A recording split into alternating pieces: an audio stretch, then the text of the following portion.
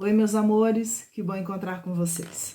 Vamos dar sequência ao nosso estudo de O Livro dos Espíritos. Estamos na segunda parte, que trata do mundo espírita ou mundo dos espíritos, no capítulo 1 dos espíritos, e estamos na seção do texto que tem como título Terceira Ordem, Espíritos Imperfeitos. Nós já falamos um pouquinho sobre as características gerais. Nós falamos sobre os espíritos impuros na questão 102, sobre os espíritos levianos na questão 103, e hoje nós vamos conversar sobre as classes, que Kardec estabeleceu para fazer essa ordenação entre os espíritos. Hoje nós vamos falar sobre a sexta, a sétima e a oitava classe. Na oitava classe, Allan Kardec coloca os espíritos pseudo-sábios. O que são esses espíritos pseudo-sábios? Dispõem, é o texto dele, de conhecimentos bastante amplos, porém creem saber mais do que realmente sabem. São aqueles que já atingiram um certo nível de conhecimento, mas que, pela vaidade, pelo orgulho, se acham muito mais sábios do que realmente eles são. Qual é o problema disso? E nós conhecemos muitos espíritos assim, encarnados. Qual é o problema disso? Tendo realizado alguns progressos sob diversos pontos de vista, a linguagem deles aparenta um cunho de seriedade, de natureza a iludir com respeito às suas capacidades e luzes. Eles tentam, pela linguagem, pelas argumentações construídas por eles, tirar um pouco da atenção da, vamos dizer assim, ausência de elevação que eles sabem que eles têm. Vamos dizer que eles têm consciência das limitações, da ignorância que ainda carregam, apesar do tanto que já caminharam, mas eles preferem, vamos dizer assim, mudar um pouquinho as coisas para mostrar uma condição que, na verdade, eles não têm. Por isso que nós mencionamos, conhecemos muitos encarnados desse jeito. Quando também não nos encontramos ainda em muitas situações dentro dessa categoria. Mas Allan Kardec continua. Em geral, isso não passa de reflexo dos preconceitos e ideias sistemáticas que nutriam na vida terrena. Isso daí é muito interessante, porque Allan Kardec, nesse trecho, já deixa bem claro para a gente, essa continuidade das ideias, dos pensamentos que a gente tem enquanto encarnados e que vão, na verdade, permanecer da mesma forma quando a gente estiver no mundo dos espíritos. Não é porque a gente desencarna que a gente vira ou santo ou demônio, espírito de luz ou espírito inferior.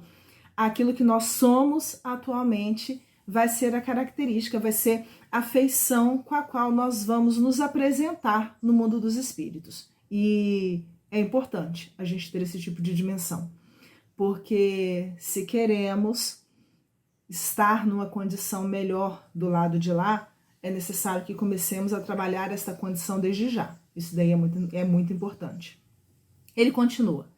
É uma mistura de algumas verdades com os erros mais polpudos, o texto é assim, através dos quais penetram a presunção, o orgulho, o ciúme e a obstinação de que ainda não puderam despir-se. São muito mais próximos do nosso cotidiano, do que a gente pode imaginar. E volto a dizer, porque infelizmente, em muitas situações das nossas vidas, nós nos apresentamos dessa forma.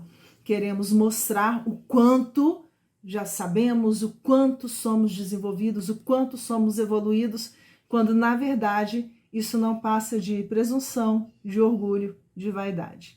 A questão 105 trata da sétima classe, os espíritos neutros. Vamos lembrar que Allan Kardec vai fazer uma classificação pensando no ponto de vista didático dessa construção do conhecimento. Não podemos esquecer, porque ele mesmo disse isso, que não existe uma gradação como uma mudança de nível num jogo. Do tipo, até hoje eu fui um espírito leviano, a partir de hoje eu mudei de nível e agora eu sou um espírito pseudo-sábio. Não, é mais complexo do que isso. E nessa 7ª classe, Allan Kardec fala dos espíritos neutros. O que ele fala sobre esses espíritos? Nem bastante bons para fazerem o bem, nem bastante maus para fazerem o mal. Pendem, oscilam, vão passeando de um lado para o outro, tanto para um como para o outro, e não ultrapassam a condição comum da humanidade, quer no que concerne ao moral, quer no que toca à inteligência. A gente pode dizer que esses espíritos, se fôssemos fazer uma comparação para facilitar o nosso entendimento, seriam esses que estão na onda do deixa a vida me levar, para onde for eu vou. Nem tanto preocupado com a moral, nem tanto preocupado com a inteligência. Sei o que é o bem, mas ainda não estou muito disposto a me dedicar nessa construção íntima. Sei o que é o mal, mas também já saí um pouquinho disso, não quero me envolver tanto com isso. Por isso que fala que são, ele termina assim, né, Allan Kardec, são os espíritos que apegam-se às coisas deste mundo, de cujas grosseiras alegrias sentem saudades, porque não despertaram ainda, estão nesse campo da neutralidade. A questão 106 traz a 6ª classe, e nessa 6ª classe Allan Kardec fala dos espíritos batedores e perturbadores. O que a gente vai entender nesses batedores e perturbadores? Allan Kardec vai apresentar aqui uma série de características que, voltando, né, ao ponto que a gente chamou a atenção, que a gente mencionou agora há pouco, que tem como ponto fundamental a identificação, vamos dizer assim, sistemática, pedagógica, didática, daquele objeto de estudo. Allan Kardec está classificando as observações, aliás, classificando os espíritos a partir das observações feitas por ele nas reuniões mediúnicas que ele foi acompanhando. Os espíritos traziam as informações, traziam os conhecimentos, mas esse trazer conhecimentos também acontecia no sentido de permitir que espíritos diversos se comunicassem para que Allan Kardec pudesse observar esses espíritos, as suas características, e depois, como se fosse quase que um estudo de campo, uma pesquisa de campo, e depois, com o concurso, com o auxílio dos espíritos superiores, ele pudesse voltar sobre, se debruçar sobre aquelas anotações, aqueles conhecimentos, e aí construir a teoria, a doutrina que a gente tem hoje. Tá, Rogéria, por que essa curva? Porque Allan Kardec começa assim: estes espíritos, propriamente falando, não formam uma classe distinta pelas suas qualidades pessoais. A gente falou que, por exemplo, os levianos, aliás, Allan Kardec falou, são ignorantes, maliciosos, zombeteiros, irrefletidos. Falou que os pseudo-sábios acreditam saberem mais do que na verdade eles sabem. Ele foi apresentando, né, algumas características. Mas com relação aos batedores e aos perturbadores, não existe um grupo específico de características. Por isso ele vai colocar logo em seguida: podem caber em todas as classes da 3ª ordem. E isso é muito interessante. Sabe por quê? Porque até mesmo nós, né, cada um de nós, eu, Rogéria, eu posso ter em graus diferentes características de todos esses espíritos inferiores. São, vamos dizer assim, elementos classificatórios ou ordens classificatórias que vão ter em grande medida virtudes ou defeitos que ainda são muito presentes. Só que, como nós mencionamos, não existe uma troca de fase como num jogo. Então eu posso ter momentos da minha existência em que eu me apresente como espírito leviano. Eu posso ter momentos da minha existência em que, por causa da invigilância, por causa de uma série de questões, essa característica dos pseudo-sábios seja mais marcante em mim. E exatamente por isso, Allan Kardec vai colocar que não existe uma qualidade pessoal, né, em termos de virtude, em termos de vício, o que quer que seja característica desses espíritos, pelo menos não no campo moral ou intelectual, como a gente foi vendo até agora, né? Essa condição moral ou intelectual, ela vai se manifestar de outra forma. A gente vai entender um pouquinho melhor. Vamos seguir o texto.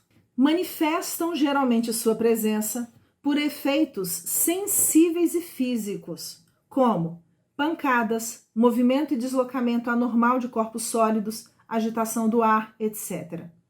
Afiguram-se mais do que outros presos à matéria. E é importante a gente lembrar que tudo tem seu lugar no universo, né? Até essa condição, porque a gente ouve falar assim, espíritos inferiores ou imperfeitos. A gente acha que a gente está aqui e os imperfeitos inferiores estão lá embaixo. Não, nós ainda estamos muito próximos dessa condição. Muitos de nós ainda nos encontramos nessa condição. Isso faz parte do processo evolutivo. Da mesma forma que, apesar da palavra ser difícil, né? A gente pode colocar que a educação infantil está num nível de inferioridade com relação ao ensino superior, a ideia é a mesma. Essa classificação mostra estágios diferentes da nossa própria evolução. E exatamente por isso, todos esses grupos, todas essas classes foram úteis ao processo de codificação da doutrina, ao processo de apresentação desse mundo espírita. Mas Allan Kardec continua. Parecem ser os agentes principais, esses espíritos parecem ser os agentes principais das vicissitudes, das ocorrências, daquilo que vai ter lugar nos elementos do globo, quer atuem sobre a água, o ar, o fogo, os corpos duros, quer nas entranhas da terra. Allan Kardec está comentando que pelas observações feitas por ele, parece que esses espíritos são responsáveis por algumas dessas mudanças da matéria na natureza mesmo, como se eles fossem utilizados também para isso. Mas reconhece-se que esses fenômenos não derivam de uma causa fortuita ou física quando denotam caráter intencional e inteligente.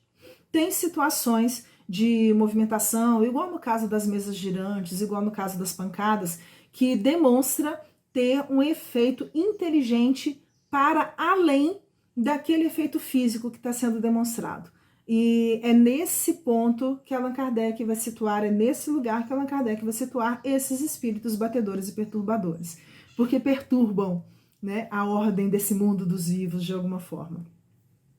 Todos os espíritos podem produzir tais fenômenos, mas os de ordem elevada os deixam, de ordinário, normalmente, como atribuições dos subalternos, mais aptos para as coisas materiais do que para as coisas da inteligência. Quando julgam úteis as manifestações desse gênero, lançam mão destes últimos como seus auxiliares. É como se fosse a ideia de servos? Não. É como se fosse a ideia de eu tenho condições de trabalhar só até esse ponto, se o que eu sei hoje, vou colocar um exemplo bem simples, se o que eu consigo fazer hoje bem é só a arrumação do espaço físico da minha casa, para que eles vão exigir de mim que eu faça também a concepção do plano arquitetônico que vai construir aquilo? Eles podem, enquanto eu não desenvolvo outras características, outras virtudes, eles aproveitam aquilo que eu tenho condições de fazer. É nesse sentido que a gente vai entender isso daqui. Por hoje, nós ficamos por aqui.